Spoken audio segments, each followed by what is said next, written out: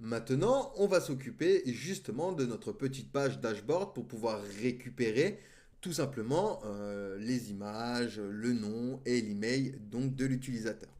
Donc quand je dis l'image, je parle plutôt de l'image de profil, hein. Donc pour ça, hop, on va se diriger cette fois-ci vers donc la page dashboard. Donc ça, hop, on va se le réduire. Et ici, même histoire. Donc, on va utiliser useClient puisqu'on va faire du rendu côté client. Hop, useClient. Parfait. Donc, on va venir import use session. Sign out pour la déconnexion. Donc, from next-hot / react. On va également import use router pour la redirection.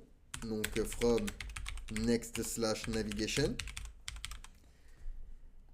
Hop, on va venir au niveau de notre icône ici. Alors, on va sélectionner, si je mets logout, ce qui va me donner, oui, une petite icône ici. Et on va import également donc le composant image de NextImage pour gérer les images de manière beaucoup plus performante, donc avec Next.js. Donc, ici, même histoire que tout à l'heure, on va se créer donc une variable router est égale à useRouter pour la redirection. Ensuite, on va récupérer la session, donc const data de point session est égal à use session. Et on va pouvoir venir directement dans notre return JSX ici. Alors, ce que je vais faire, c'est que je vais prendre tout ça. Hop. Et ici, donc, on va ouvrir nos accolades. On va lui dire, est-ce que session est true? Si c'est le cas, tu me retournes quelque chose. Sinon, tu me retournes autre chose. Donc, si session est true, tu vas me renvoyer du contenu.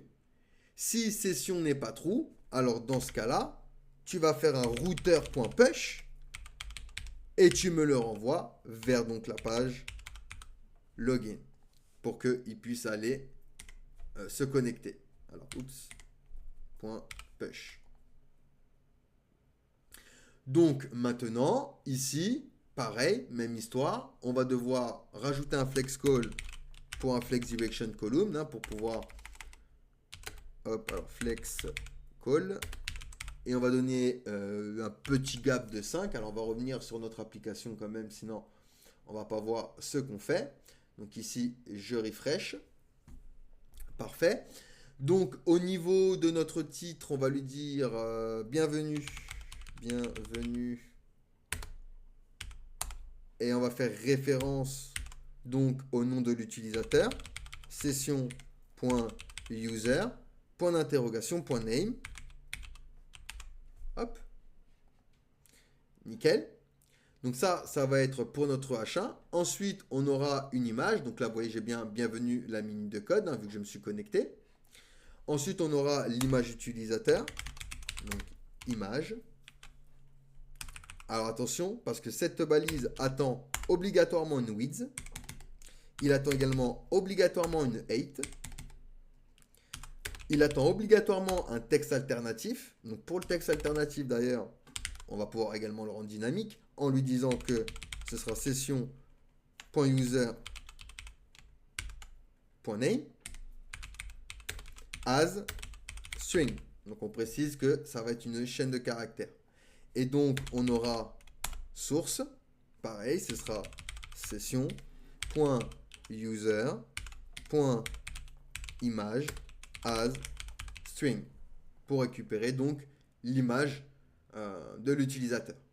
Sauf qu'on va avoir un petit problème avec Next.js, c'est que pour utiliser donc les URL de Google et de GitHub, parce qu'on va avoir le même problème pour GitHub, on va devoir configurer une petite chose. Donc on va venir dans le dossier, dans le fichier nextconfig.mjs et à l'intérieur de cet objet, on va venir donc se créer image qui sera donc un objet. Alors, image qui sera donc un objet qui aura la propriété domaine qui sera donc un tableau. Et dans ce tableau, on va pouvoir entrer un lh3. Donc là, c'est pour Google, Google User Content.com. Et donc, pour GitHub, lui, ce sera avatar.github-user-content.com. Alors, github-user-content.com. Ok, nickel. Comme ça, il va accepter donc les images qui viennent de Google et de GitHub. Donc, une fois que vous avez fait ceci, il va falloir redémarrer l'application parce que lorsque vous faites des modifications sur ce fichier, eh ben, votre application va tout simplement planter. Donc, on relance l'application. Ça, je vais pouvoir l'effacer. Hop, donc on va revenir dans Home. Ou Home, j'aurais pu utiliser le même. Bon, c'est pas grave. On va le réouvrir. Donc, on attend un petit peu qu'il recompile le tout. Et donc, on va pouvoir retourner sur notre dashboard. Hein. On a récupéré donc le username. On a récupéré l'image. On va également afficher par exemple l'email. Donc, juste en bas de l'image, par exemple, on va s'afficher un petit P avec un B pour bold. On va mettre email. Et donc, pour afficher l'email, eh ben, même histoire. On va lui dire session.user.email pour accéder à son email.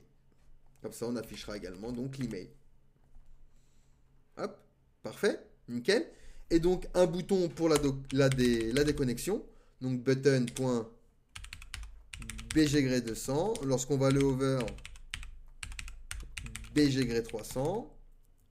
On arrondit les angles moyennement, donc MD. Padding de niveau 3. Flex. Item Center. Et de la gouttière de niveau 2. Comme ça, je vais aller chercher mon icône. Donc, mon icône, c'est celui-ci. Et donc, on va se l'afficher tout simplement ici avec un span. Donc, des connexions. Et ce bouton, donc, il aura un one click.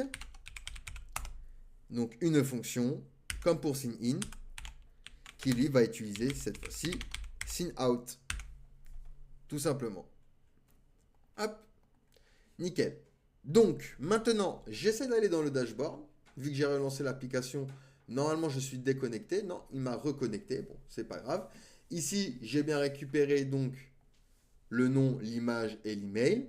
J'ai bien mon bouton de déconnexion. Donc, normalement, si je vais sur une autre page et que je reviens sur dashboard, c'est bon. Si je reviens sur une page et que j'essaie d'accéder à la page login, hop, il me renvoie donc bien sur la page dashboard puisque je suis connecté. Donc maintenant, je me déconnecte.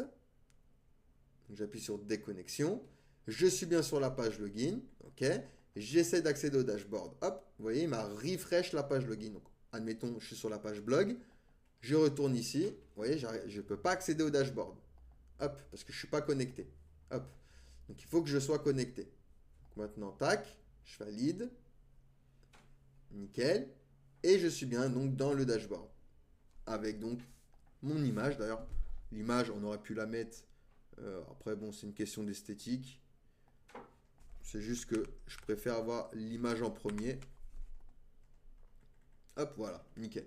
Parfait. Et donc, on a bien pu se connecter via Google, comme on aurait pu se connecter également via GitHub. Donc, voilà pour la petite page dashboard. Allez, posez-moi des questions si vous en avez. Sinon, nous allons pouvoir passer à la suite.